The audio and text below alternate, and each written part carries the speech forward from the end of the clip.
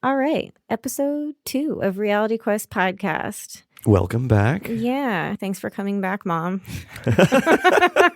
Actually, I don't even think she's listened to episode 1 yet. My mom has definitely listened to the first episode. Oh, man. Come on, Mom. Get with the program. Anyways, all right. So this episode was Tom Furness. Now, most people in the industry know who Tom Furness is. He is known as the grandfather of VR. The reason for that, for anyone that doesn't know Tom Furness for any reason, or if you're new to the industry, he's known as the grandfather of VR because he created what is known as the super cockpit for the Air Force. Yeah. Early on, back in the 60s or 70s, I believe, he started working on this project, and it basically became one of the first virtual interfaces that was built with the purpose of allowing pilots to interact with the plane and their complicated interface. It turned out that later on, like in the 80s, that started becoming declassified information, and it ended up becoming the foundation for the hardware as we know it for VR. A lot of the things that he worked on and invented back then are actually still being used in various hardware and technologies these days. So it's really kind of incredible that all those things happened so early on. Yeah. And since then, Tom has gone on to do other things. He left the Air Force in order to further this technology. He started the Human Interface Technology Lab. I think he still teaches at UW, right? He's a professor there? Yeah, he's still a professor there in the engineering department. And he had founded the HIT Lab there, right? So like that was why we actually got started at UW years ago. Yep. And then his latest endeavor is Virtual World Society. So they're a nonprofit that basically has the overarching mission of trying to evangelize and share the technology of XR with communities that can benefit from it, communities of need. Yeah, and it's all about like connecting people. Yeah. So now people who are in the industry, they're probably like, yeah, we love Tom. He's amazing. We know about the super cockpit, blah, blah, blah, you know? Yeah. But We've here's heard the thing. Before. Yeah.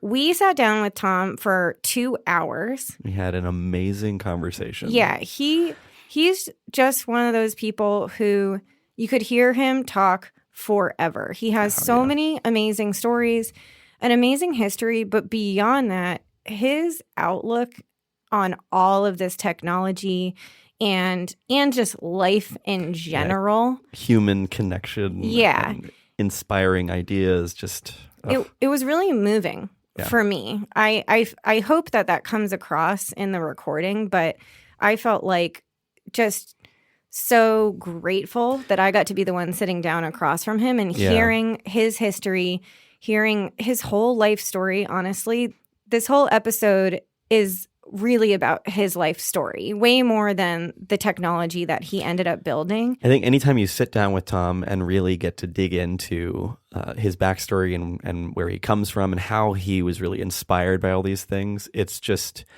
incredible, the kinds of things that he's witnessed, seen, the things that he's accomplished himself, and then over time the perspective and outlook that he has for the future. That whole overview effect that we get into, and it's all really kind of an amazing way to look at the potential that this technology has, and so. Yeah. Anyways, I think that's pretty much it. Like, yeah. We should stop talking and just get into it. We hope you enjoy the episode.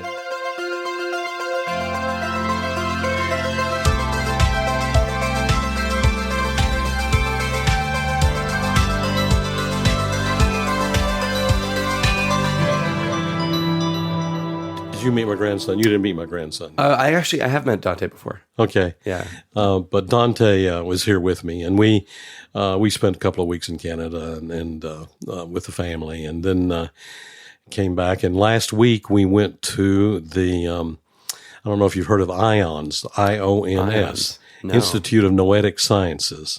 Noetic Sciences. Oh yeah, this was What does that mean? Noetic means having to do with basically a spiritual, ESP, all those kinds of things. Yeah.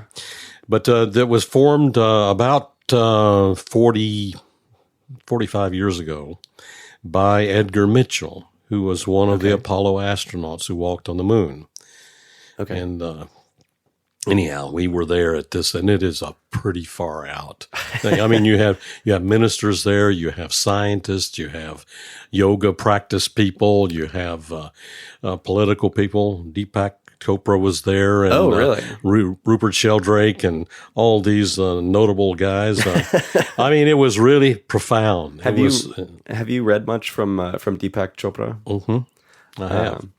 How do you feel about I guess your general sentiment from reading through a lot of his material? I started to explore one of his books more recently, and well, I mean, he's a thought leader, and he, in the sense that he is an aggregator, though. I don't think he necessarily originates all these things as much as he aggregates. And I know he's a controversial figure amongst the biologists and people like that. But wow, I mean, it's provocative what he's saying. Yeah. This last time, this one was the most far out one of all that makes what you was think. He saying? Well, he's pretty much saying, I mean, we started off with he went through all these universes. That we started off with the classical universe, and then we went to the quantum universe and all these different things.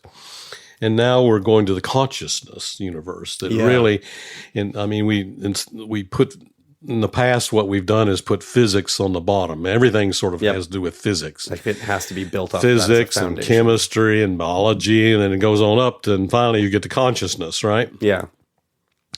And what he and others, like Dean Radin, who's an eminent scientist in the Institute of Noetic Sciences, says really that's the opposite, because science is at its end. And because where you go now with elementary particle physics. Yeah, I guess. I mean, you're sort of blasting these quarks around, and you're getting all these new things, and you're trying to interpret them. You're going after the God particle and all this kind of thing, the Higgs boson. And the problem, of course, is that, and it goes back to the observer effect. Yeah. The observer effect is that you aren't independent of the experiments that you're doing, and everything is connected. Yeah, observing them has an immediate impact. Absolutely. The double slit experiment and all that stuff that was done. And so this has a measurable effect. And what this Institute of Noetic Sciences have been doing is researching this for a number of years and showing we can actually statistically prove that consciousness has an effect on matter and on reality. Yeah. What we call reality. So the story is that what we really have is the universe, going to these different universes, the universe of consciousness, is that everything really is formed as a result of consciousness. Yeah. And that then physics, as we normally think about it, Newtonian mechanics and quantum mechanics and all these kind of things actually arise from consciousness. And that is the foundation. Rather than it be on the top, it's actually on the bottom. Yeah, which is clearly a very controversial but really interesting idea at the same time. And it's hard to validate. This is what Deepak Chopra is saying at that conference. Yeah.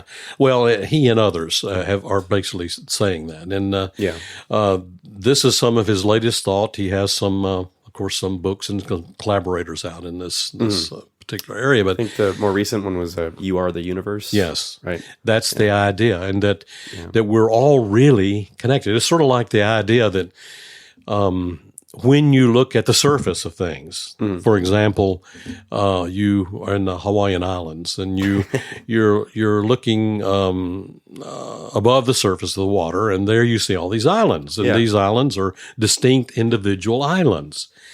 And so you think about them as individuals. But if you go underwater, you find out that they really are all connected. Right. Part of the same substrate. They are, and all part of the same, and there's just manifested what we see above this. And so this idea of where does that boundary exist? If we lower ourselves in that boundary, sort of like going to the water. Then we begin to see, wow, it's all connected. And this is what happened with Edgar Mitchell. Edgar Mitchell, as the story goes, he was on Apollo 14. Okay. This is after Apollo 13, which of course was sort of dicey, in terms of getting guys back alive. But Apollo 14, it was probably the biggest scientific mission that was actually done by NASA. And he's has a PhD from MIT and is in addition to being an aviator, he is a really smart man. And just for a little bit of historical context, are you familiar with what was specifically being studied for Apollo 14? Well, scientifically, certainly they were trying to do the same kinds of things they were doing on Apollo 11. Apollo 11 really was just saying we put our foot on the moon, and we got there. We got there, and we collected a little dust around the limb, and and a few rocks and things like that, and they didn't know if it was going to sink in. They really didn't know what to expect, but.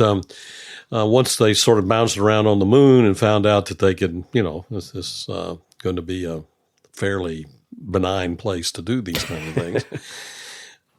So Apollo 11 was to seriously look at the geological formations and things like that, and collect different kinds of rocks. And they selected the site for that. And so, yes, it was. There was a prescribed mission. Of course, it was a longer mission too. Yeah, for 14. Yeah. Okay. And I don't recall how many hours they were on the moon, but much longer than on Apollo 11. Gotcha. So the Edgar Mitchell was the commander of Apollo 14, and was commanded and flew the lunar exploration module. Yeah. And then what happened was when he was, they were back and rendezvoused with the Apollo capsule and were heading back home. The capsule was rotating slowly, in order to keep the temperature equal across the whole capsule, distribute the temperature. It was rotating. So what would happen is that the Earth would sweep through, and then the stars, and then the moon, and then the Earth, and the stars, and the moon, slowly. And at that point in time, as he tells it, he had this epiphany. He says, we're all stardust. We all came from the same thing. Yeah. And that we're all connected. And he said it was profound.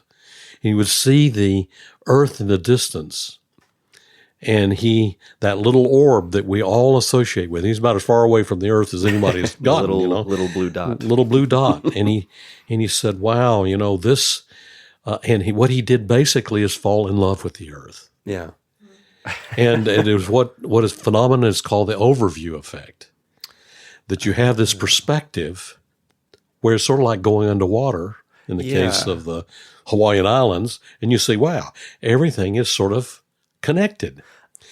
And that means that we are connected, that humans are connected, and that we may think of ourselves as these individual islands, but we're really, in a way, there is a part of us that is a substance of everybody. There's like a deep shared origin from just where we all came from. Yes. And there's no separating that. How is that thought process different from, a lot of people already believe we come from, evolution, there's one human being or two people or something that we all evolved from in Africa, right? Yeah. So how does this differ from that idea? Well, I'm not sure that they're sort of two different questions in a way. The evolutionary idea, of course, has to do with nature experimenting with itself and finding out what works and what doesn't work.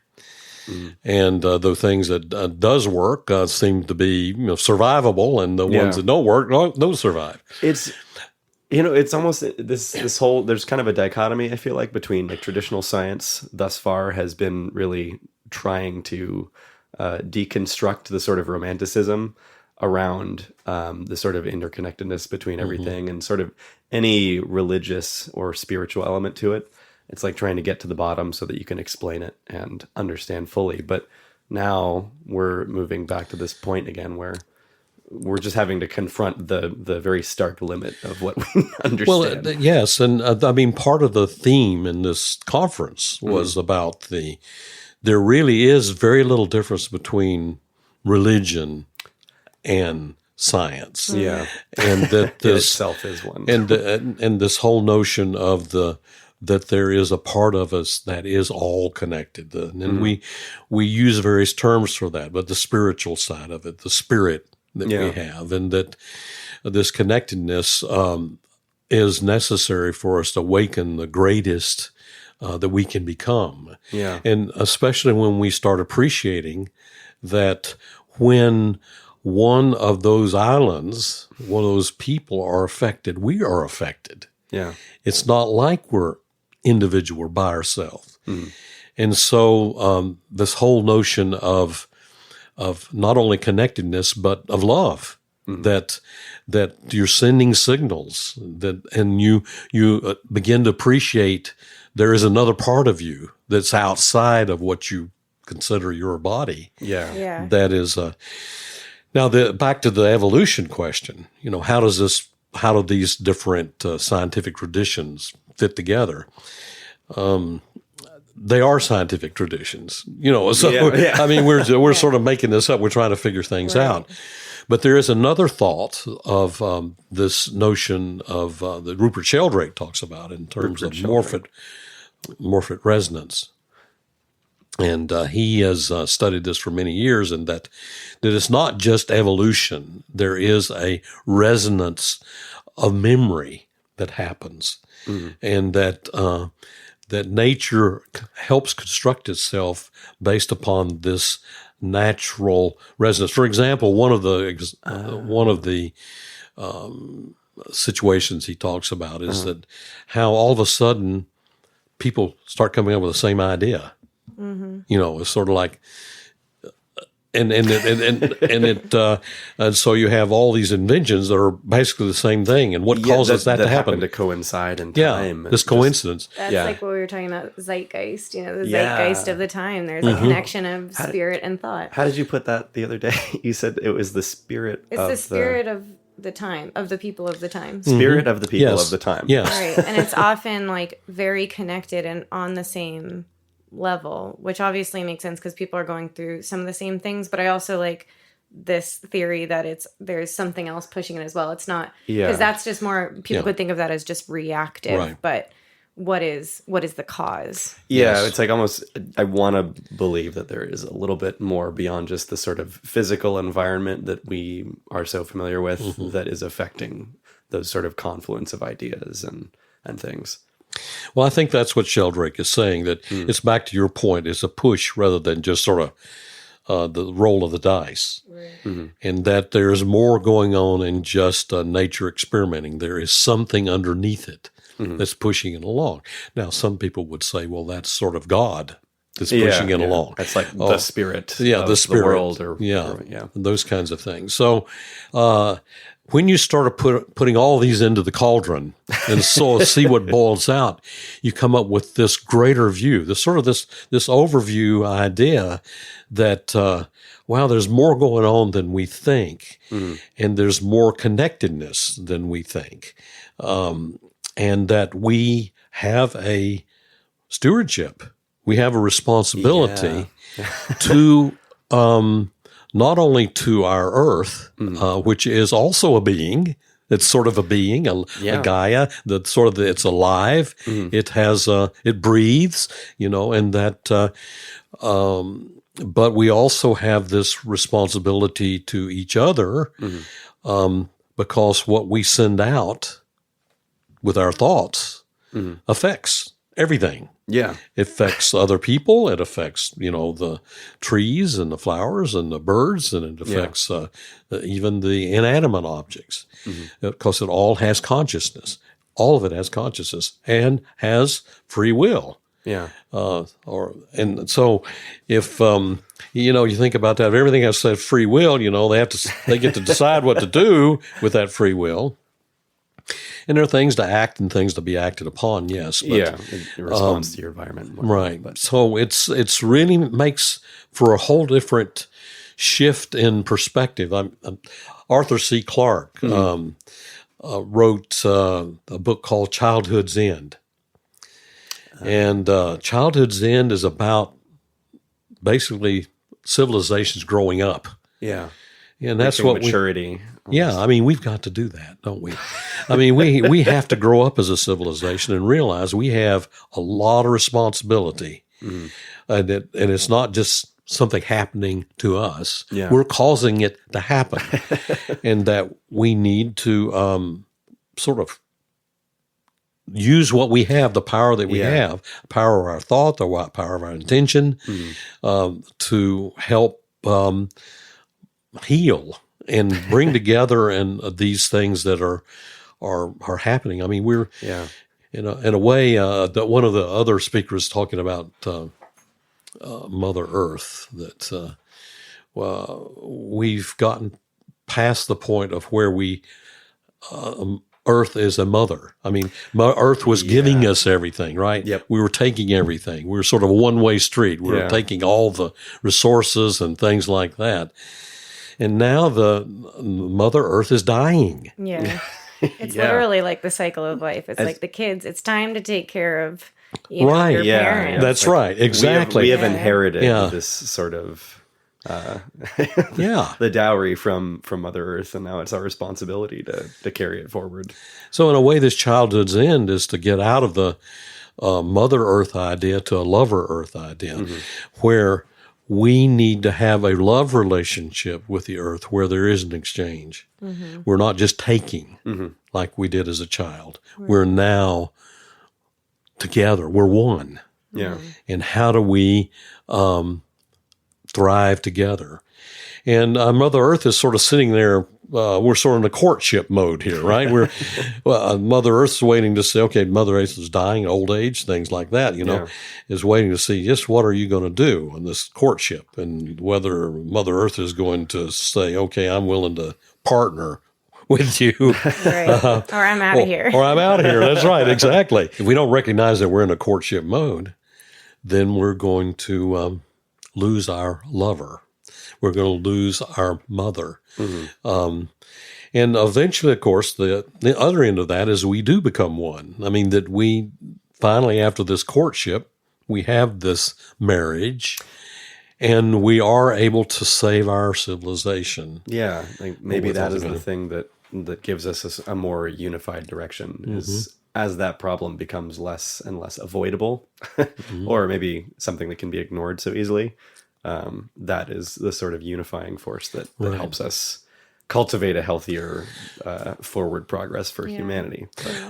And this is sort of a good segue for virtual reality. Yes. Because I was there because of virtual reality. And I was just going to ask why you were at that conference. Yeah, I was invited. Where was this conference? It was in Santa Clara. Okay, I want to go to the next one. It's a California thing, but it was fantastic. It was really the best conference I've ever been to, and in terms of the diversity and the spirit of it. I mean, there was a lot of breathing and and sending out good spirits. Now. That's right. Oh man, that's what we all need. Yeah, and it was a lot of mindfulness practice and that kind of thing. But anyhow, one of the things that they wanted me to talk about is virtual reality, and this idea that just like Edgar Mitchell, everyone can have an overview effect. Yeah, use that powerful empathy of VR. That's right.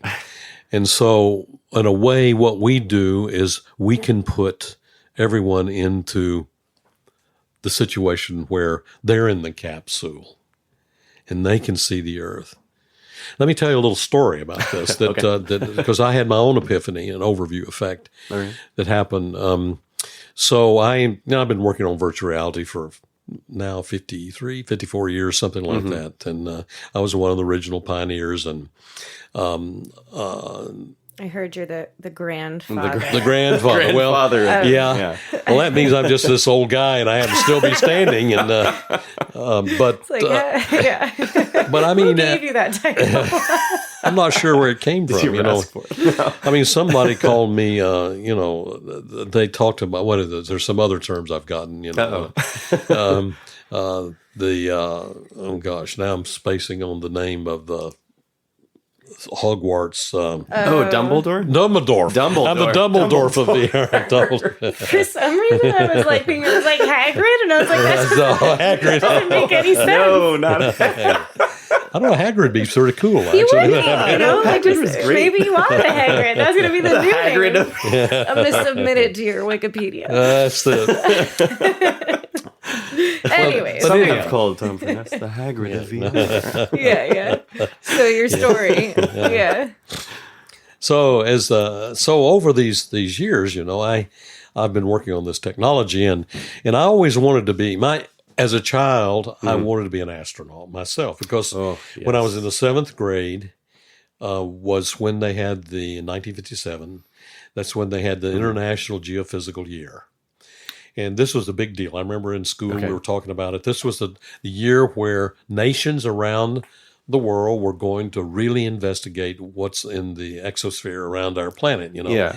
And we're going to start orbiting satellites to sample what's up there and things like that. And the U.S. was going to have this organization, NASA's sort of being formed at the time, and the idea was that we were going to put up this civilian satellite using civilian rockets and things like that, or non-military rockets. Oh, okay. And so in 1957, everybody's getting prepared for that, and all school kids were excited and things like that. And then the Russians orbited Sputnik. And everybody in the U.S., my parents, were terrified. Here you've got this satellite going over, the Russians are watching us and things like that. And everybody was all worried, and I thought it was pretty cool, actually. And they did. And I built How old were you at this time? I was, I must have been 14. Okay. Yeah. So still 13, 14. Okay. Something, 13 maybe. Anyhow, so I decided I'm going to build a shortwave radio, and I was sort of a nerdy kid, and so I'm going to build a shortwave radio, and I'm going to tune into Sputnik, and I did. I could listen into the Russians. Oh my God! Yeah, this is like straight out of Stranger Things season 3. Oh, Anyone God. watched it? They're like building their own radios. I love that this is you. yeah. I Like, built my radio, and then I decided, wow, it'd be fun to shoot up my own rockets, And because NASA wasn't doing very good with those rockets, theirs were blowing up on the launch pad. The first Vanguard rockets were exploded there and we were going to orbit this little grapefruit size satellite on our rockets, and of course the Sputnik was bigger. I think it was about 22 inches in diameter or something like that. Anyhow, I started making up my own rocket fuel, and using tin cans as my fuselage, and making my nozzle out of modeling clay, and went to the drugstore, and the druggist would order chemicals for me, not knowing exactly what I was doing. Whoa. And then I It's went going to raise some suspicions these days. Yeah.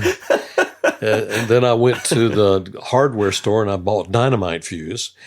And so I was setting off these rockets with dynamite fuse and with all my formulation of rocket fuel. Yeah. Most of my rockets exploded on the launch pad, just like NASA's, and made a big boom. And I'm sure the neighbors said that Furness kid's going to kill himself. I was just going to ask what your parents were thinking. Yeah, well, they actually, my dad drove me to the hardware store to buy this. So, I mean, they were sort of encouraging me to pursue my bliss, I guess. But anyhow, I finally had a few successful launches, and I decided, well, this is sort of boring.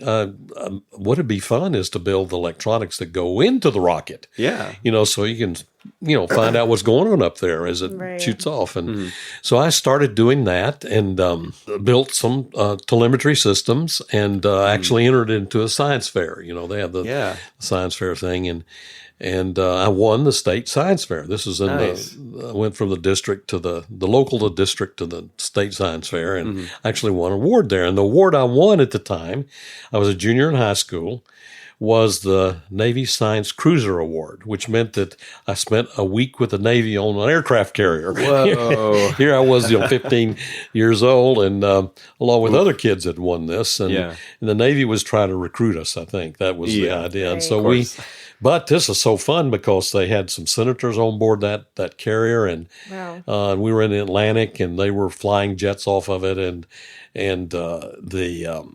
it was, were dragging a sled behind it, and they would bomb the sled and things like that, and they shooting air-to-air missiles, and I mean, it was really, it was amazing stuff. This was real stuff, as a kid. Gosh, and they took us into submarines and things like that. Wow. So we're out there in the sea doing this. So as a result of that, that was pretty cool. I enjoyed that. Mm-hmm. I came back and I wrote a little report of it, and it sort of went viral as much as you can go viral at that time. And so the North Carolina Public Television station invited me to give my experience, talk about my experience in shooting off rockets and going on this cruise reward.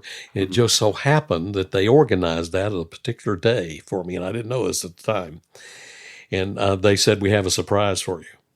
So after I did this little interview on television, they took me over to the Moorhead Planetarium at the University of North Carolina, where the Mercury astronauts were practicing celestial navigation, shooting the stars inside this planetarium because in case their computers went out, they had to shoot the stars, to find out where they are. Yeah.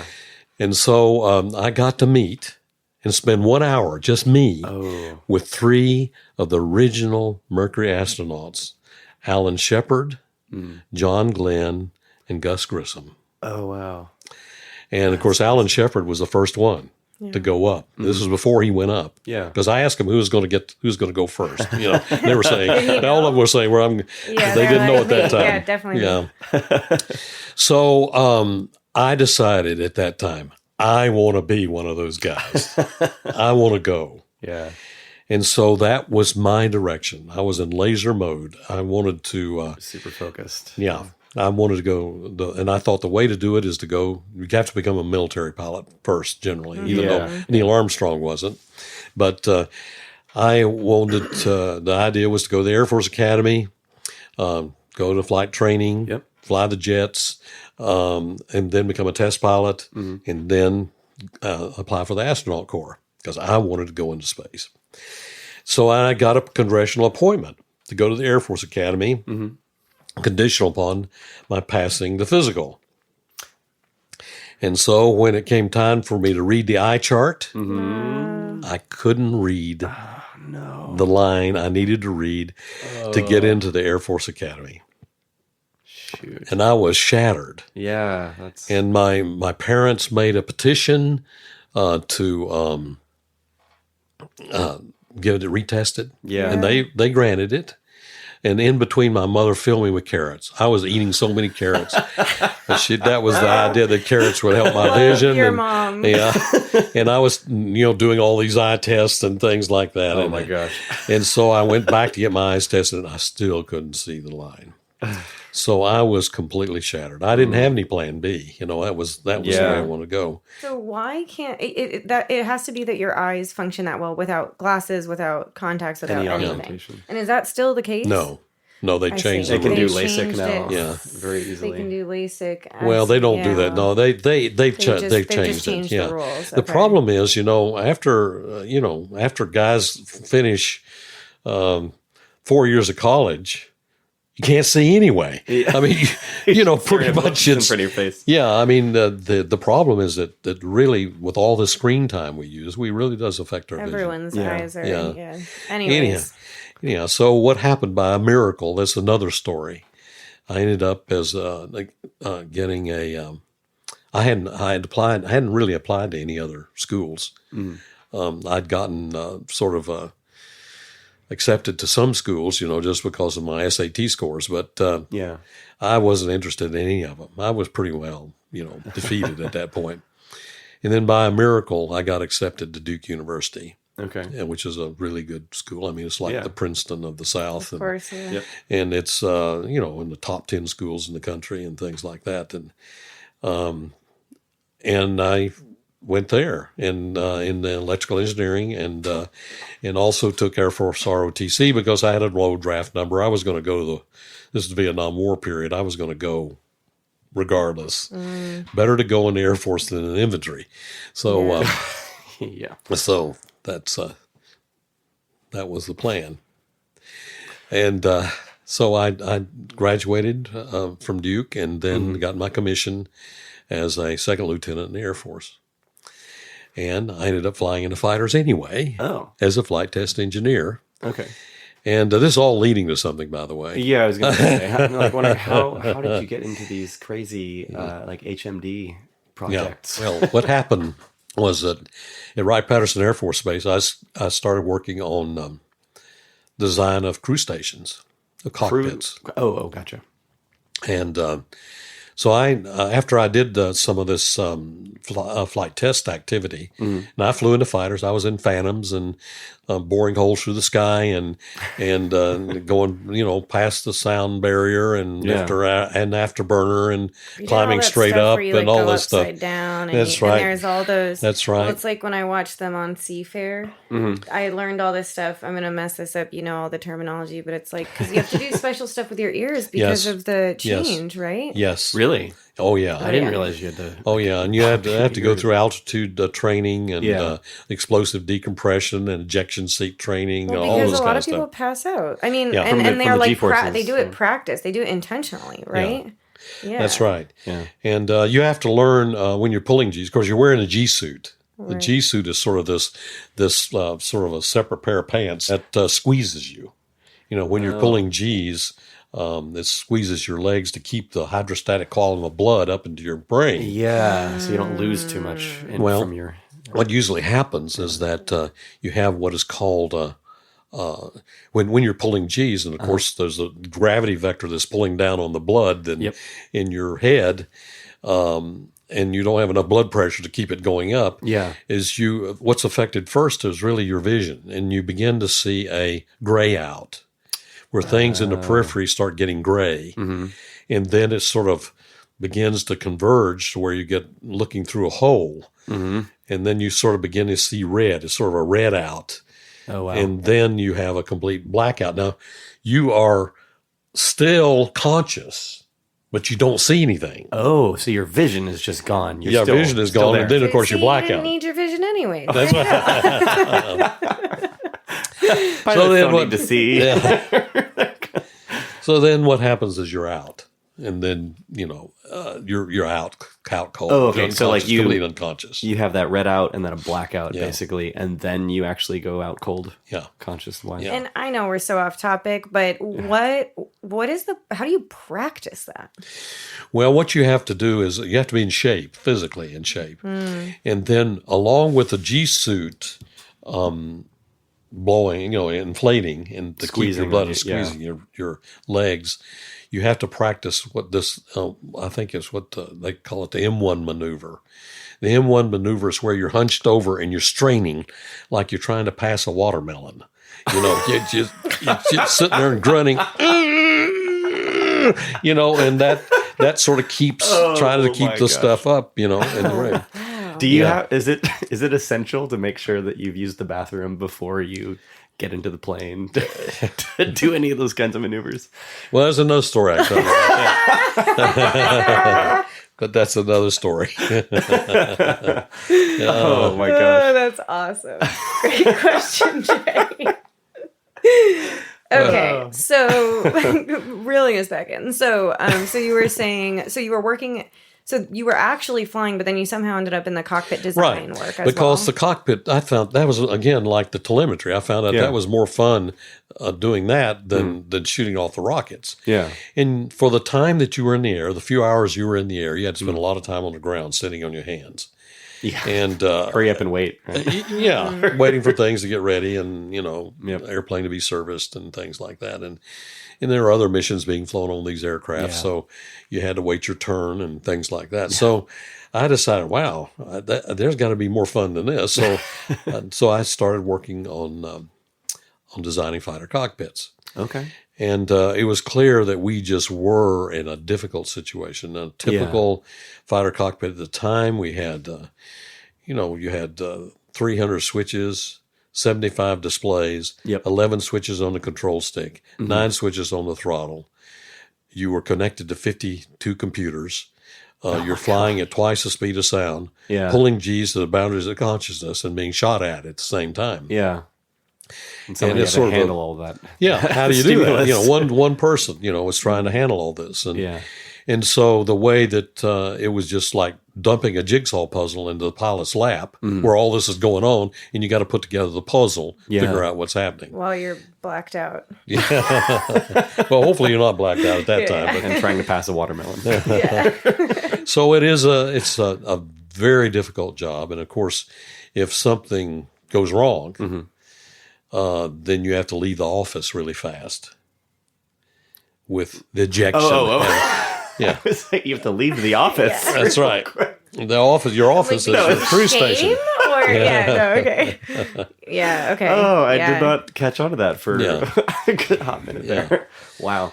So, in the case of, an F-16, a modern fighter aircraft, you have a computer stability augmentation computer, and you have air data and electronic warfare and all these different computers and all these subsystems helping to. And if you have a power failure in the main bus of this aircraft, it just isn't going to be a good day. Yeah, because the airplane tends to swap ends and things like that. And you have to leave the office, or you get shot at and you get the problem there. Yeah. So that was these were the problem spaces I was working in. And not only not for fighter aircraft, but also for other aircraft. And I was even doing things for tanks and for submarines and even for the space shuttle in the end. Oh, wow. Working on these displays. And it was clear to me that we're never going to get there using the same paradigm. Where you're just cramming more instruments in the cockpit. More and more buttons. And so when we went to electronic displays, of course, they can be reconfigurable. But that even made the problem worse because now you had, 1,000 symbols, different symbols you could put on a electronic display. And so the way it was organized was not very good in terms of getting bandwidth to and from the brain. So I started working on this notion of, well, why are we having to use up physical space for these instruments? Why don't we project them onto the pilot like we do with a head-up display? Let's just create a display that's actually mounted to the head, which projects this information. You can make it really wide field of view, and it'd follow you wherever you looked. You didn't have to worry about looking at a particular instrument in a cockpit. Furthermore, you could track head position, know exactly where your head is aimed, and stabilize information in space, depending upon where you want it to be in space. As you move your head around, you'll see that moving around on the display, so it appears to be at the same place in space. So that really was the beginning of virtual reality. Right. And I started working on this in 1966, and all these things. And we were building things and we're testing them. Yeah. And I was testing some of them, actually. And in the process, over these years, these 23 years, I worked for the Air Force. Yeah. First 5 years as a military officer, and then after that as a military scientist. We built the foundation for what we call virtual reality. Yeah. And there toward the end, I built the Darth Vader helmet, the super cockpit. The super cockpit is the cockpit that you wear. And you have this huge panoramic field of view. And we had speech input, we had eye tracking, we had all of these other things. Input. So we were making speech. So you look at something and you say something, you know. And so these were all, and there was R2D2. We were developing your co-pilot. Yes, right, AI co-pilot in it. Anyhow, so over those years, I was working on it, and. What were you calling it at this time? Flight simulation, or no? It's not even simulation. So I mean, what? Well, it ended up being in the end. It was we were doing simulations, but we were also. This is for operational aircraft. This is for a pilot. Real-time control. That's what I mean. Yeah. So how did you refer to it? Because I'm assuming it wasn't called VR at that time. Well, we called them visually coupled systems. Visually coupled systems are what we called them at the time, and then the super cockpit. Yeah. Okay. That was the name of the program I started. Yeah, that's called the super cockpit. Visually coupled, meaning like you have this head-mounted system that is then also coupled to the aircraft system that you are in. And you name missiles with where you look with your head and track with your head and things like that. So it became a way to get much higher bandwidth to and from the brain, from the pilot to the all those systems in the aircraft. Yeah, and it really was transformative. Furthermore, it was natural. Yeah. I mean, it was you didn't have to learn a lot of things. It was sort of a natural way to do the interaction. Yeah, which again increases the bandwidth to and from the brain. Oh, it decreases the friction too. It just enables you to more fluidly handle all of the different tasks. Well, yeah, it's a skill-based behavior. You have these things that where you didn't have to train a lot to do these things. Yeah. So what year-ish did this start actually getting put into practice and you're starting to train people on that? Or like the super cockpit kind of thing? Well, bits and pieces came along with where they adopted the head-mounted sighting system. They were in Army helicopters and in Navy aircraft, Navy for aiming air-to-air combat missiles. And and then later, of course, if you go look at the F-35 now, the Joint Strike Fighter, the helmet for the Joint Strike Fighter, that was basically what I was developing, 20, 30 years ago. That is crazy. So we were doing things that were pretty far out, right? Yeah, and are finally being used in these new aircraft. Yeah. But usually that's what it is. I mean, it usually takes about 20 years to get some of these concepts really adopted into the systems. Was that information public at the time, or was it all private? Behind closed doors, government. Okay, I have another story to tell you. I love it. So the information was classified. Yeah. A lot of the work was classified, and meaning that it was secret. And but I was working on this super cockpit program, and I got a call from a general officer from the Pentagon. And he said, "We would like for you to hold a press release about the work you're doing at Wright-Patterson Air Force Base." Yeah. I said, "Really?" And he said, "Yeah, we need some positive publicity." He says, "It's just come out in the news that the Navy's spending $800 for toilet seats, and the Army's spending $500 for hammers, and there's this public outcry about the military-industrial complex, wasting money, and that we need." And usually, this is when we reveal to the public that we're working on something that's advanced, divert attention, a black aircraft or something like that, the black ship, and so we are responsibly using the taxpayers' money. Yeah, which is pretty much the case. I mean, the problem with the $500 hammers and toilet seats was really not really the military. It was because of the federal regulations, or certification and all this kind of stuff that was laid on top of things. Same problem in the military today. I feel like it's just I feel like that's inherent to government. Right. Well, you have a Marine Corps experience, yes, specifically. So you'll know about that. So So what happened was I said, okay, but this is all classified. And he said, declassified. And so at least some of the stuff. Yeah. And I said, okay. So I wrote up this press release and started with a press conference. And the first people to show up was CBS Evening News. Dan Rather's crowd. David Martin, the Pentagon correspondent, shows up at my lab at Wright-Patterson Air Force Base with a film crew. All right. No. And they start taping my simulator of the super cockpit. Oh. And I have, tape over a lot of buttons and instruments but anyhow, I end up on the CBS Evening News. Oh, wow. And I'm explaining how this super cockpit works and things like that. And after that, it was like Pandora's box. Yeah.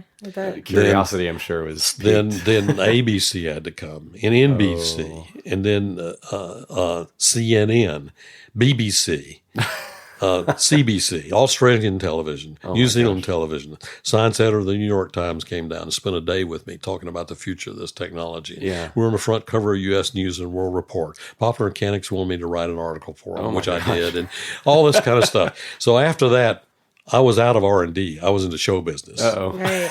And that was pretty much anybody that flew over Dayton, Ohio landed and wanted to come to my lab. How did you feel about that? Well, it was sort of fun. I mean, in a way. But good recognition, at least, of all this secret work that you were doing for years. Yeah. Well, it was a big splash at that time in Yeah. the news. And then And just to track, what year was this around? What year? This is 87. Okay. 87? Mm-hmm. Okay. 87. Okay. And so but what happened as a result of this is that I started getting phone calls. The switchboard at Wright-Patterson, I'm sure, was, they said, I want to talk to that guy that does that weird helmet stuff, and they'd vector them to me. But I got a call from this mother and says, I just watched this program on television about this virtual interface stuff that you're doing, and my child has cerebral palsy. Is there anything you can do with that technology to help my child? Yeah. And then a surgeon called me and said, I saw this program on television. I'm a thoracic surgeon. I'm inside this patient up to my elbows. I'm trying to do a graft or aorta. And my map, which tells me where I am, is a CT scan on the light box on the wall. Isn't there any way that you can take that information and then project it inside the patient? Then another surgeon called me and said, I'm a thoracic surgeon. I'm trying to perfect this in minimally invasive surgical procedure. Oh, okay. I want to be an inside looking out of the patient. Is there any ways you can put my eyes in the inside of this patient? Yeah. Anesthesiologists were calling and saying, we need a super cockpit for anesthesiology to integrate all this information. Yeah. Because it's a mess right now.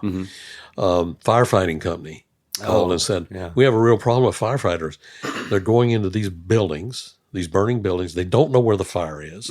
They're filled with smoke. Yep. They don't know if there are any people in the building. Yeah. They don't know where the other firemen are in the building. Yep. And the fire chief who's directing all of this is on the outside of the building with a radio, and he doesn't know anything. Right. Now, is there any way that you can give us a navigation system as we go into these buildings for these firefighters and the smoke, to detect fires, detect other people, things like that? So anyhow, I was getting 3 or 4 phone calls a week like this, just off the wall. And my answer to those people was, well, yeah, you could do that. Matter of fact, that'd be easy. These are all engineering problems. Well, yeah, and it's easy compared to what I'm trying to do. And so that's when I realized that we're onto something really big. Yeah. And something transformative. So I started digging a little deeper into this and decided, what we need is a longer term strategy of what we want to do with this technology. Broader application. Yeah. And so I convinced the Air Force to give me a sabbatical. Oh. A year off just to come up with an investment strategy for what we should do with this technology in the military. Okay. And I went everywhere. I had a travel budget. I had a place, office off campus, off the base. And so I went to toy companies, the hospitals, the kindergartens, the aerospace companies, to computer companies, just about every place you can think of. Yeah. Formulating a plan. And I came back to the Air Force and said, what we have to do is get it out of the military. I'm sure they were happy to hear that. Well, and that we would leverage way more investment. Yeah. In the technology by getting it out. Yeah, we can open it up to more industries and get way more. And then learn from each other and take it back into the military. And I said, I have put together a plan to establish a laboratory at a university in the United States that would do this. Oh. And I want to do it. And so I want to leave the military and I want to go do it. So I started shopping it out. Yeah. I went to MIT and Caltech, Stanford, Carnegie Mellon, University of Texas, University of North Carolina, University of Utah, and the University of Washington. And the University of Washington invited me to come out. Mm-hmm. And they made me an offer I couldn't refuse to move to Seattle. And with the idea of establishing a laboratory that would not only do research in this whole field of VR, would also commercialize it, would build bridges to industry. And so I moved from Dayton, Ohio to Seattle in 1989. I started my laboratory.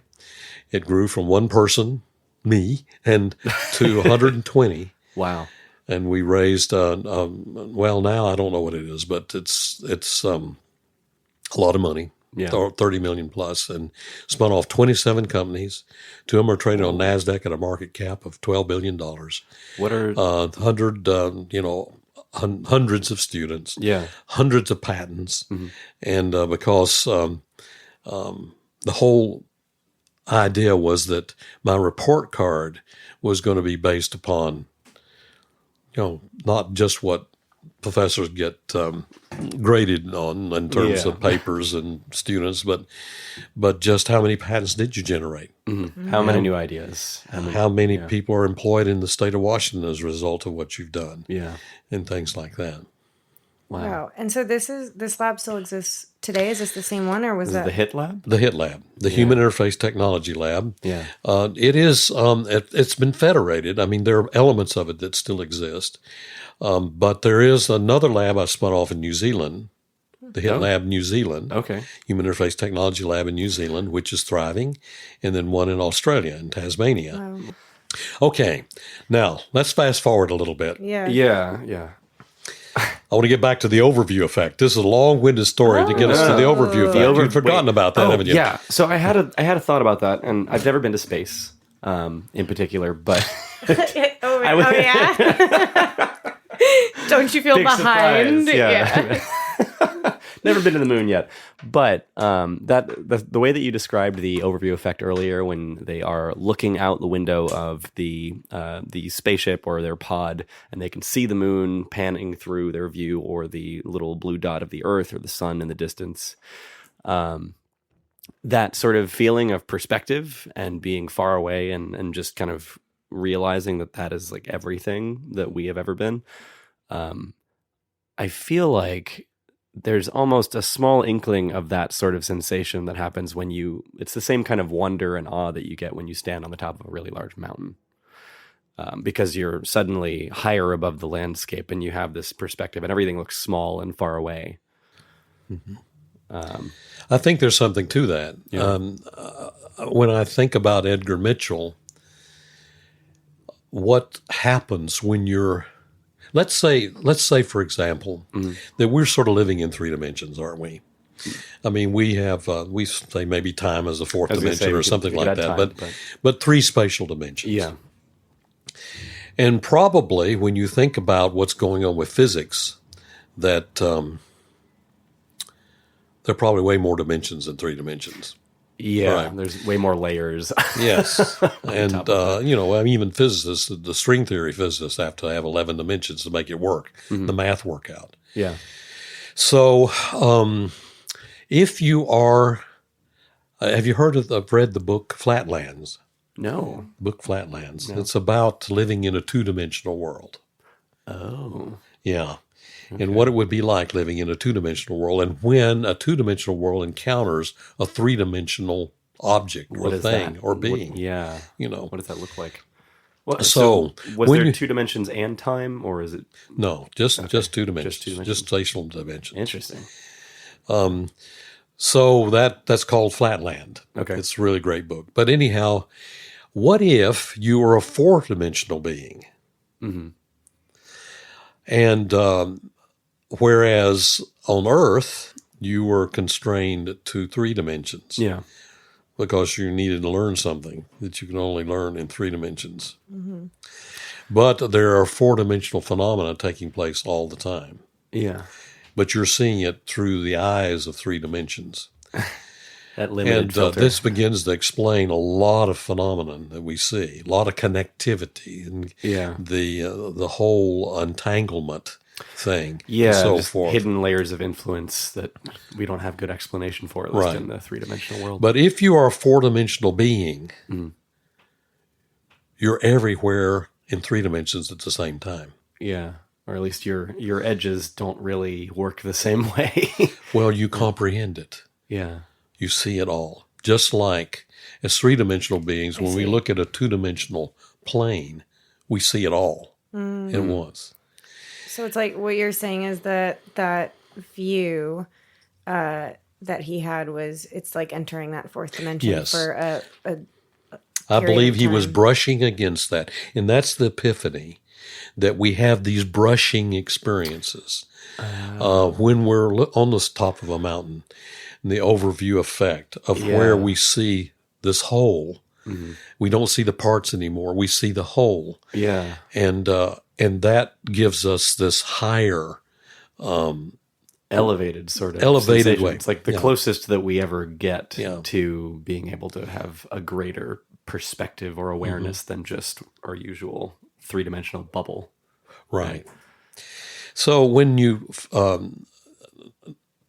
in my case, I've been working in this field for a number of years, both in the military side and at the university. Yeah. Some of my students had taken jobs at NASA. And they gave me a call and said, would you like to come down and see the Hubble Space Telescope repair system?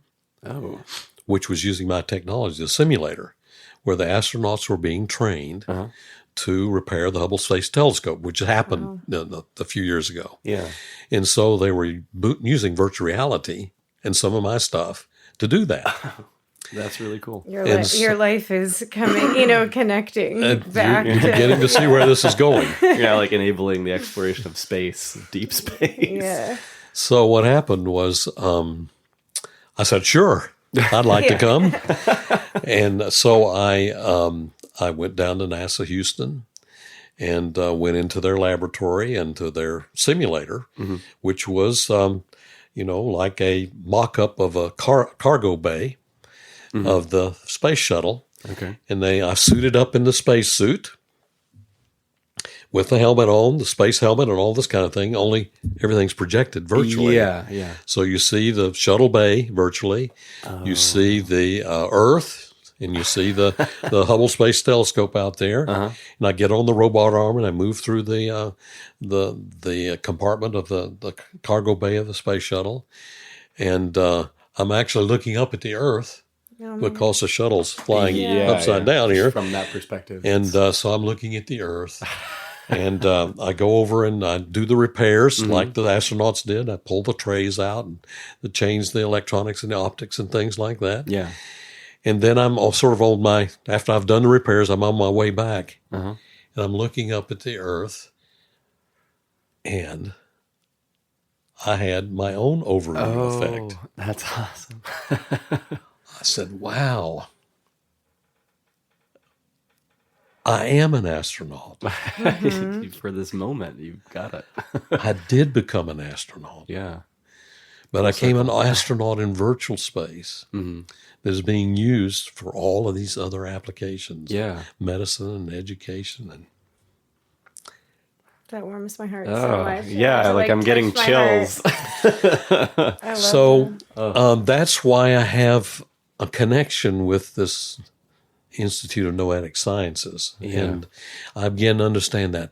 And what we'd like to do, and this is one of the applications of the technology that I believe is there. A lot of people say, well, VR really isolates people. You have to go in this headset and you're isolated. Well, yes and no. Right. I believe that what it can do is bring us closer together and especially closer to the Earth, to appreciating Mother Earth or Lover Earth. And because we can see things that we wouldn't be able to see otherwise. Yeah, we didn't have a very natural way to interact with all of these things and we can begin to comprehend these things. And if everyone could have the same experience that Edgar Mitchell had, then it would change us. Yeah. Right. Or at childhood's end, we need to have that. So I believe that back to this morphite resonance, this is something that is destiny that we have to have as a tool to help us over this cusp of childhood's end, where we now realize that we are connected and that we have a responsibility. We're not isolated, and that we have to begin using this knowledge and appreciation and affection and love for all we are, which is more than just what is our body. Yeah. And what is our mind, what is our brain. It's everything. And that for us to progress, we need to embrace all of it. And I think that this is just a tool. VR is just a tool. Yeah. And that's sort of the reason I started the Virtual World Society. Yeah. The Virtual World Society is this nonprofit that's intended to help people use the technology to help, to be uplift. humanitarian applications where we can lift mankind. and womankind, and we Humanity. can become more than what we are now, because we're killing our mother. Yeah. And Or at least we're isolating ourselves from our essential, our needed system, our support system of the earth. well, yeah. I mean, if our mother has been giving us all this time, and now we have to be understanding that she is aging, and she is like an aging parent, and we mentioned before, and that we now need to support. So how do you do that? And you do that with transforming us, and transforming us so that we do have an overview. We do see what's happening. And the spatial education tool that we have with VR, when used properly, can help us with that. But just like splitting the atom, VR is unleashing enormous power in terms of writing on the brain with permanent ink. Yeah. Because when you're in virtual space, you're writing on the brain with permanent ink because you'll never forget it. Because it's experiential. And it's like going to Disneyland. You never forget going to Disneyland. Yeah. I don't care how many brochures you look at Disneyland or how many movies you see at Disneyland. It's not the same as going there. And that's what VR does. You go there, and it puts a place inside of you because it puts you in a place. Yeah. And that's the power of this technology.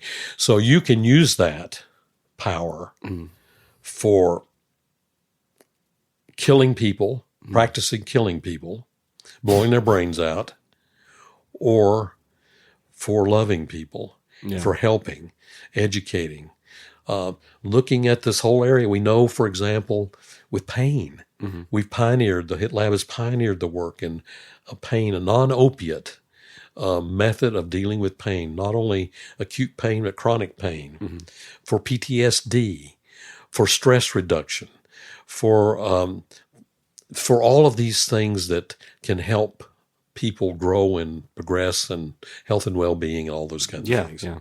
But the default of industry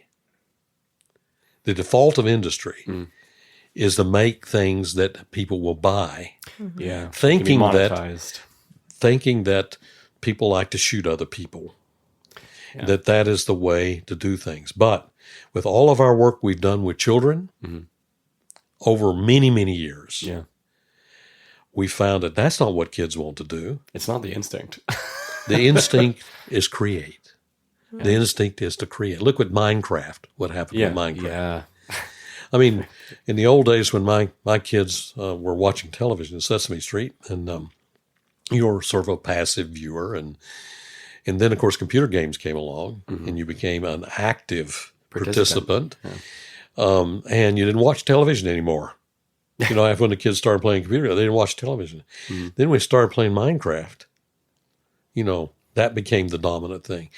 And so this is what we've seen over and over again. And when you turn the kids loose, in which we've done at the middle school project we're currently doing, for example, you find that there's no violence in those worlds they build. Yeah. They're whimsical. They're fun. And that is not a natural instinct. As a matter of fact, it's interesting to see these kids around a circle deciding what kind of world they get. Here they have a clean slate. They can build any world they want to, go into, experience, interact with. And you hear them discussing it. And the guys say, well, let's shoot this or let's shoot that. And the girls will say, really? Why would you want to do that? You have a chance to build a new world. Yeah. The guys sort of stop and think and say, why would we ever want to do that? Yeah. Yeah, it's like we're breaking that sort of societal pattern that we've been in. That crap pattern is what it is. And that's the industry thinks that's what sells the stuff. Yeah. They tend to play a little bit too safe still. Well, and what I'm trying to do with the Virtual World Society is show the industry there is a huge market that is not that. Right. So I'm curious about the Virtual World Society. You mentioned a little bit about it, that it's a nonprofit, what it focuses on, but I don't have a great sense of what are the different compartments of the organization. So with the Virtual World Society, my colleagues and I, the members of the society, of which are about 1,300 members now, I think Really? we have, really feel the same way that this technology is different from anything we've had before. This medium is different because it is able to be a transportation system for your senses. It does put you in a place. Yeah. And the question is, what do you do in that place? And how does it make you better? And how does it lift you and enlighten you and incite you and engage you, all those kinds of things. And so there are several avenues that we see the society manifesting its mission. One of the avenues has to do with people who are isolated, people who can't be connected to others. And this would include children that are in hospitals, people who have disabilities, Yeah. aged people who are lonely and who are isolated from their families. That we can not only give them a place to go, rather than just the four walls they're in otherwise, but also a place where they can interact with their loved ones and make friends and things like that. And this also applies to refugees, of which there are many thousands. Yes. And they are people without a country. And they have lost their prospects of education. Many of them are professionals who don't get an opportunity to work in their profession. Use their skills. Yeah. And it's becoming a bigger and bigger problem because of the tyranny that exists in the world. Yeah. And more because of displacement due to climate change. Yeah. That's going to be affecting all of that. So that problem is not going to get any smaller. No, it's not. And so, in a way, VR, especially when we get it down to where it's not oppressively expensive and becomes a commodity, then what we can do with the content, the ability to connect, things like that, really can be transformative for those people. So that's one whole area of our mission. Yeah.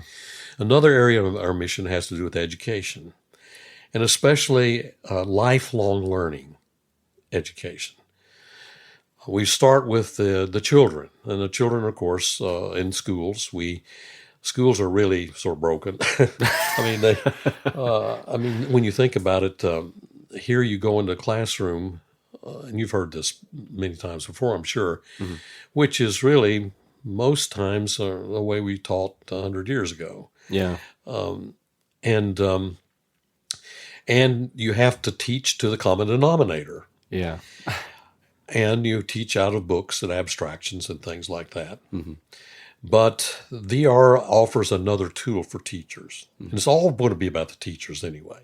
Teachers are important in this whole They're the guide in that whole... The guide. Yeah. But an opportunity for field trips. I remember from my elementary experiences and middle school experiences, the things I really remember were my field trips. Yeah.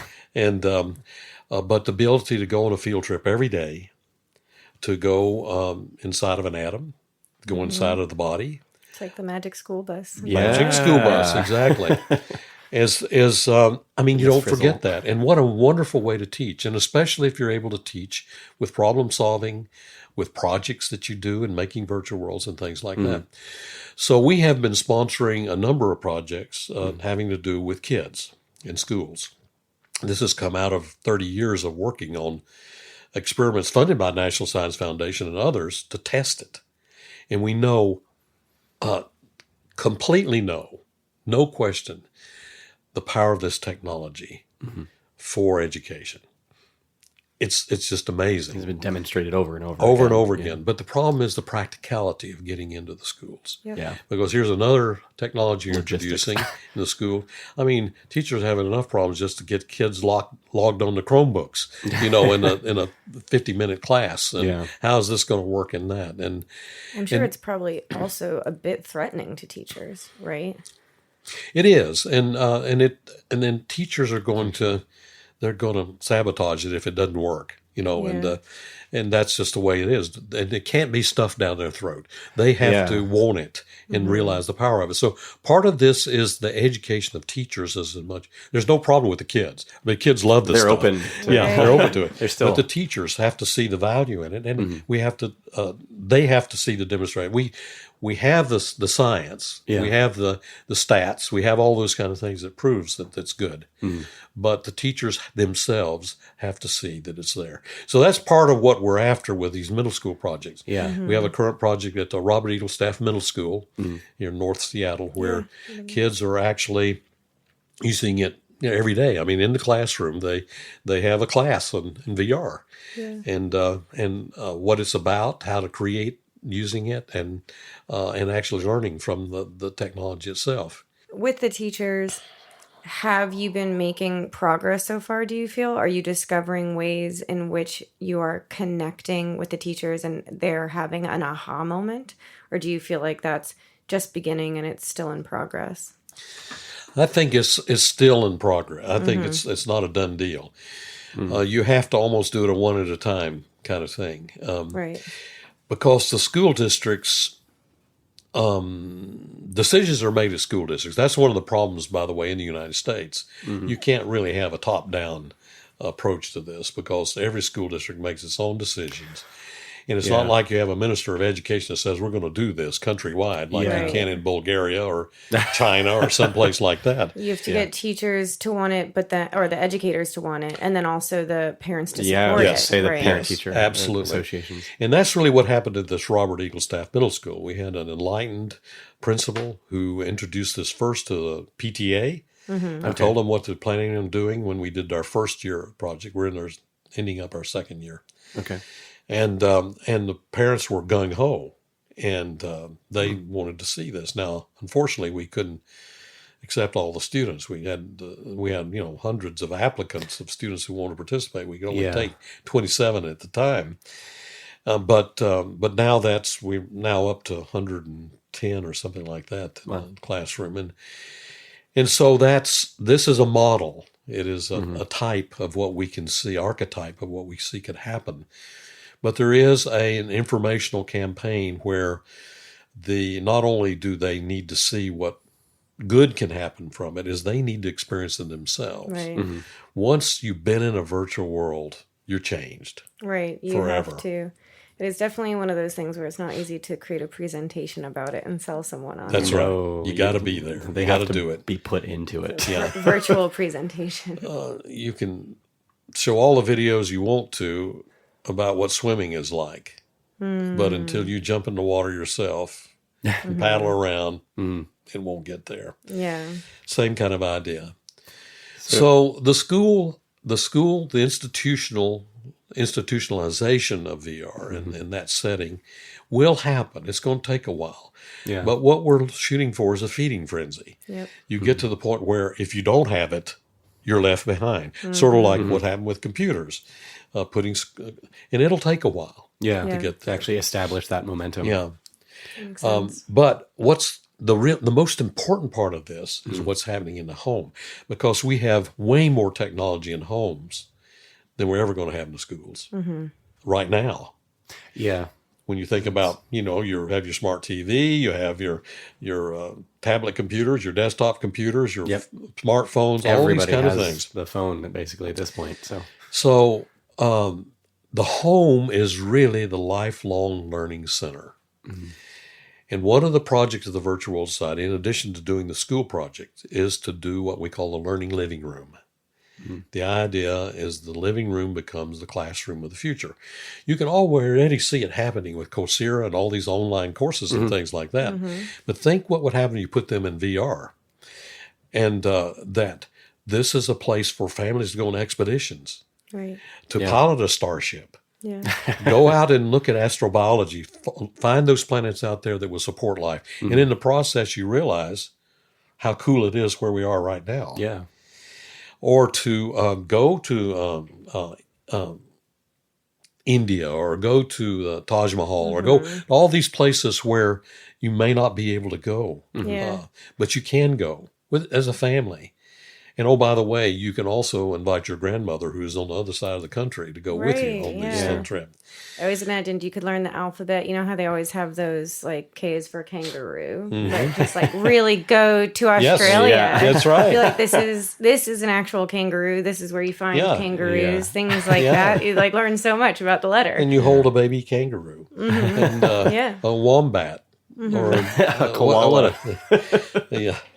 So, I mean, these are things that really make an impression. I mean, you never forget them. And that's the way we learn. That's the way we used to learn.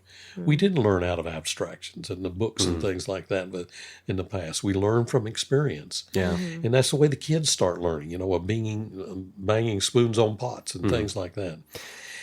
And so the other thing is, if you believe the New York Times, 50% of the jobs that exist today aren't going to exist in the next 20 years. Yeah, or job automation, job loss as a result of automation. And so here you have a person who's in mid-career and loses their job. Yeah. What are they going to do?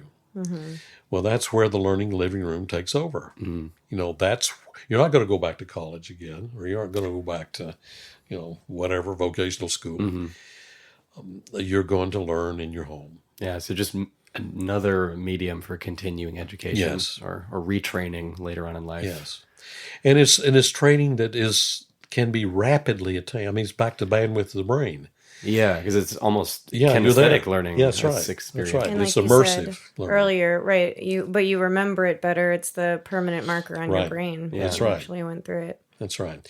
So that's another project of the Virtual World Society, is the Learning Living Room, where we are, in our first dose of it, we're trying to get 100 families around the world to be field laboratories, where they would be infused with the technology and basically see what they do with it. We don't know. I mean, the emergent behavior that could happen from that. Different needs, different places. And that's right, exactly. And especially families with special needs, the ones with have family members have situations like cognitive impairment and things like that.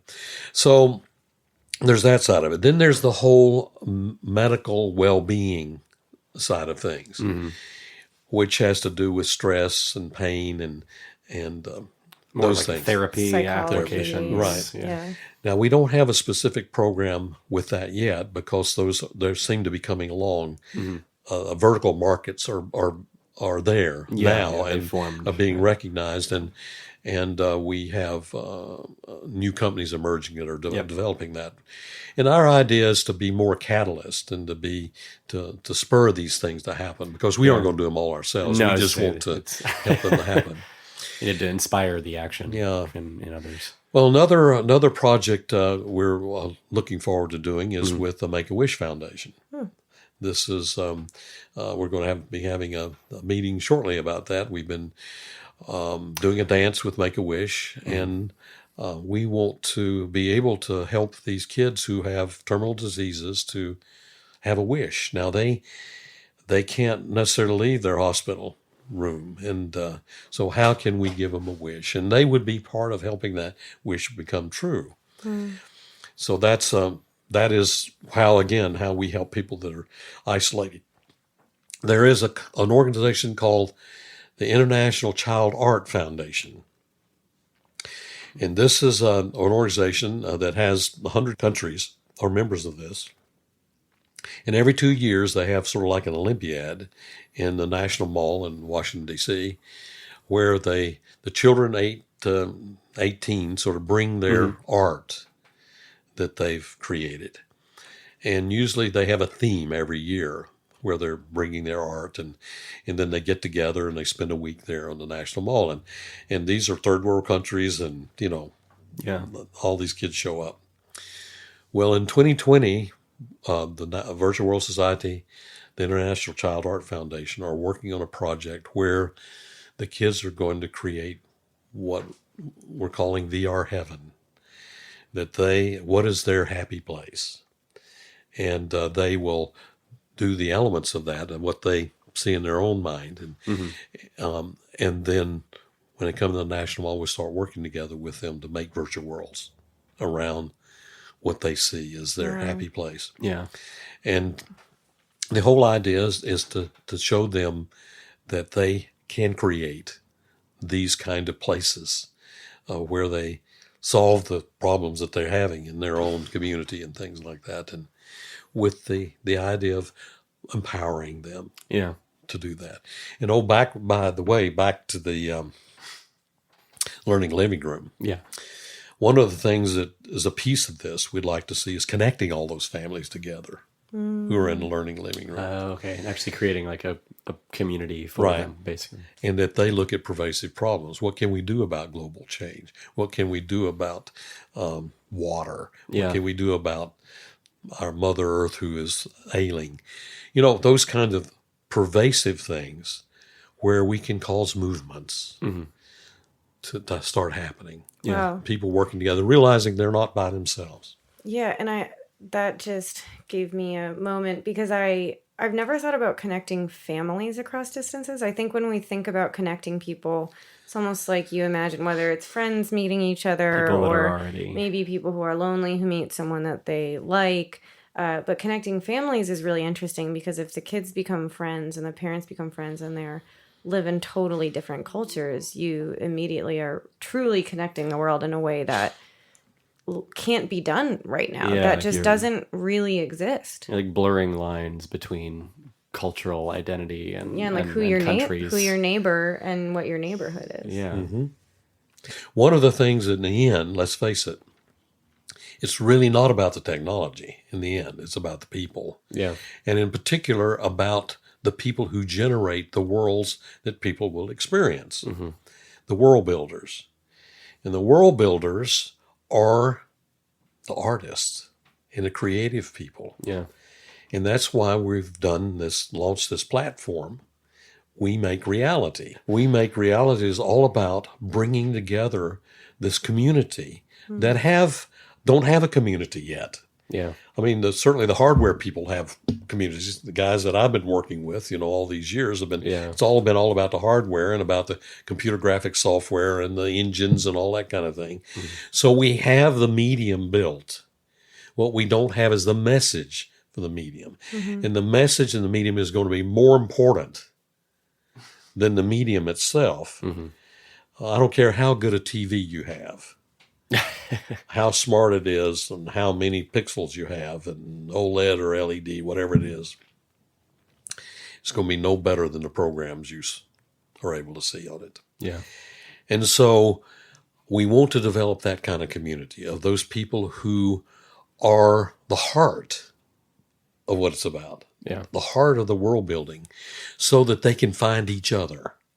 And so they can work together and say, I'm interested in working on this kind of project, and they find like-minded people. And it's sort of what happens in hackathons, but this is something that happens on a more extended basis. Yeah, it's a way to try to open it up so that it's not just these in-person small communities that are all kind of separated. It's to network and interconnect these people around the world. Right. So. And eventually, the society becomes more a gathering of those kind of people and providing education, of what can be done, and to get folks excited and help them become aware of some of the new things that are happening.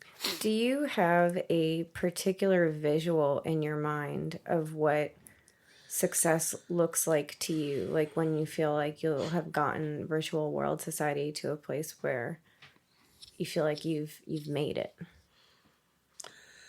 I would like to see a time where we have I'd use something that we understand today, a way where we can gather people to share their ideas and in a forum from wherever they are.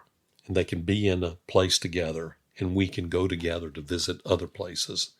It's sort of like triaging the world, triaging problems where we can get these gatherings that move around and provide ideas and help and support for people who or places that have needs. Yeah. It would be, I don't think television is going to go away. I think it'll be around for many, many years in the future, it may transform in terms of basically merging with VR. Yeah, Where you're integrating now with these You're just technologies. watching TV in we're basically there. somebody else's Yes. living room. That's right. Yeah. That's right. And so the idea of having a channel, a virtual world society channel on television, I think by the time we get to that point, then we'll be sustainable. Yeah. And to where it have a life, that goes beyond, the participants, Having experienced the VR throughout the times, right? Like there's different lulls and different investment and all of that. Do you have any advice or thoughts for people who right now might feel a bit tired, like we had kind of discussed before we recorded, where there isn't investment comes and goes, and there's always going to be these in-between times where people aren't quite sure what to do and how to stay inspired. Do you have any thoughts about that based on your experience having just followed it for so long? Well, what has sustained me over all these years of ups and downs is this profound belief that is so good, that is so powerful, Yeah. that we can't not ignore it. And regardless of the resources that become available, and they are going to continue to wax and wane, I think. Yeah. And we aren't there yet. But it's all about what you believe in and what's inside your heart. Because in the end, that's what it's got to be about. You have to be on fire yourself in order to light a fire in others. And there may be times when that fire sort of burns down a little bit and they're just the embers there, but you want to continue to blow on the fire. Blow on the coals. Blow on the coals of the fire to keep that alive. And the way you do it is to learn all that you can about it and experience it. And use every opportunity to experience it. And everybody's going to have their own journey in the end about not only in life, but in how you intersect with these tools that we have in our life. And to continue to just stay excited about it. Yeah. And I think that's where, the elements, the angels, all those things out there combine to help us. Yeah. If we really believe something and that we really have that in our heart, it's going to happen. It's sort of like this huge magnet in the sky. You kind of culminate it. Yeah, it sort We're of pulls it creating together. it with That's it, right. like you said, going back to the beginning. That's right. You're creating this, and you're creating not only this for yourself, but for others that can appreciate it. And so it's all about this power that we have within us. We use the term faith, but it's that's what it is basically. That you believe in something, you hope for something, you want to see that happen. And I remember as a child, my mother was just completely exasperated with me because rather than riding my tricycle, I would take it apart and put it back together again. That was more fun to me than riding the tricycle. Yeah. And that's what they did, though. They basically supplied me with stuff that I could take apart and put back together. And that each of us have our own direction that we'll take there, and encouraging those kinds of things, those kinds of explorations. Tom, thank you so much.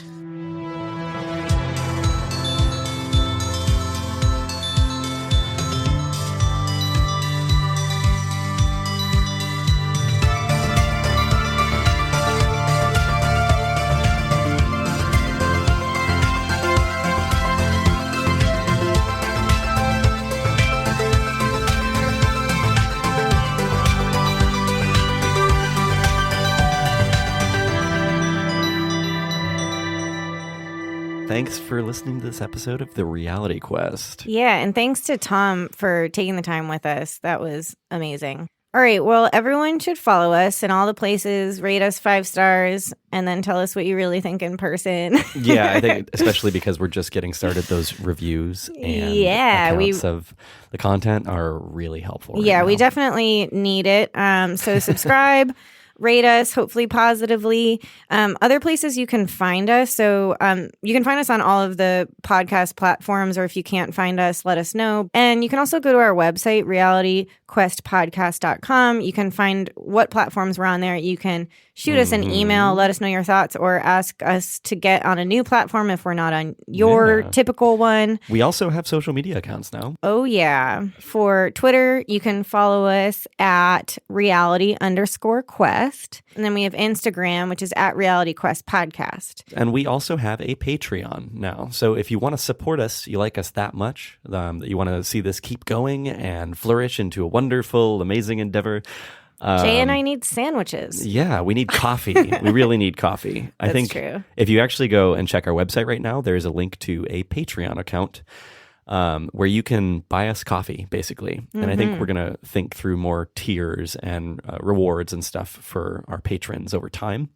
But right now, we're just starting with that. Yeah, and we appreciate everyone's support because we're just doing this as a side passion project, and there's a lot of effort that goes into it. So out of the good of our hearts. Yeah, thank you so much. And one last thing is, if you want to follow Tom, I'm not sure how active he is on social media. He's not really active on social media, but you can support the Virtual World Society by going and looking them up. That's right. The Google machine. Right. It's virtualworldsociety.org, I think. Yes. It's spelled in all the ways you would expect. And you can get involved there too. So you can go on and donate and all that, support them that way. But there's also you can actually get involved. Yeah, you can join the group essentially. Subscribe to a membership basically with them to support them on an annual basis as well. They're doing lots of good things, and definitely a good endeavor to get behind. Right. So thanks everyone.